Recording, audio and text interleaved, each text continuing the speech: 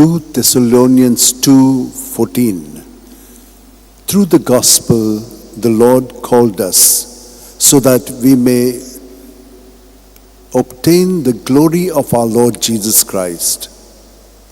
O devoted servant of God, St. Francis Xavier, your heart was burning with love for Jesus. Impelled by this love, you went from country to country and spent yourself unto death, proclaiming the name of Jesus and the good news of salvation. That is why the Father filled you with glory in heaven and preserved your body from corruption here on earth.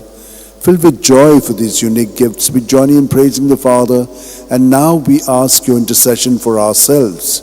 You may pray for whatever you want through the intercession of St. Francis Xavier.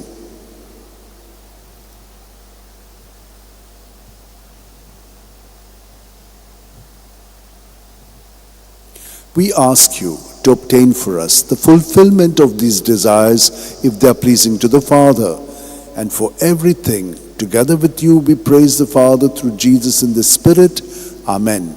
And may Almighty God bless us, the Father and the Son and the Holy Spirit. Amen.